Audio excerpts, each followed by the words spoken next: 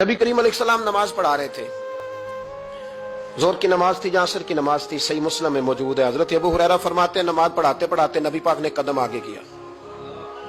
नमाज पढ़ाते पढ़ाते कदम आगे किया और यूं हाथ उठाया, फिर वापस कर लिया। अब नमाज पढ़ के ना तो सलाम फेरा तो सहाबा अर्ज करने लगे, या रसूल अल्लाह सल्लल्लाहु अलैहि वसल्लम, वो नमाज में पैर भी आगे किया तो हाथ भी उठाया, तो वजह क्या थी? अब पहला सवाल तो यह है कि आप लोग नमाज पढ़ रहे थे या हुजूर को देख रहे थे?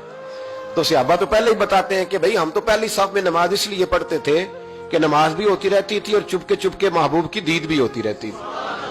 हुजूर से पूछा, या रसूल अल्लाह, वो नमाज पढ़ते पढ़ते कदम आगे बढ़ाया आपने तो फिर पीछे कर लिया, क्या था? और हाथ उठाया तो फिर आपने नीचे कर लिया। तो नबी करीम फरमाने लगे, नमाज पढ़ाते पढ़ाते जब मैंने कहा ना समी अल्लाहु लिमन हमीदा, अचानक मेरी नजर उठी तो जन्नत में चली गई। नजर उठी तो जन्नत में, तेरे लिए 2-4 कदम अर्श बरी है।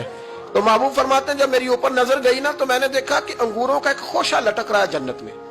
तो मैंने हाथ बढ़ाया कि तोड़ लूं। हुजूर खड़े हैं मस्जिद नबवी में और फरमाते हैं कि मैं यहां खड़े होकर हाथ ऊंचा करूं तो मेरा जन्नत तक पहुंच जाता है। फरमाया मेरा इरादा हुआ कि वो खोशा जन्नत का तोड़ लूं और जरा मैंने पैर आगे बढ़ाया ही था तो मेरे दिल में ख्याल आया कि जन्नत राज है तो राज ही रहनी चाहिए, ये राज खोल गया तो मजा नहीं आएगा। तो मैंने फिर वो हाथ वापस कर लिया। सहाबा कहते हैं जब नबी करीम ने ये बयान किया तो हमारे चेहरे न तजस्सुस से खेल उठे, तजस्सुस से। हम कोई बात और भी सुनना चाहते थे। तो महबूब फरमाने लगे, अगर मैं वो खोशा तोड़ के ले आता और तुम्हें दे देता, तुम कयामत तक भी खाते रहते तो तुमसे खत्म नहीं होना था। ये सही मुस्लिम की हदीस है। ओ भाई, मेरे रसूल करीम के वाक़या में राज पे शिकवा करना, कहना समझ में नहीं आती कैसे गए थे। तो तू जो चाहे तो हर शब हो मिसाले शबे असरा, इसलिए कि तेरे लिए 2-4 कदम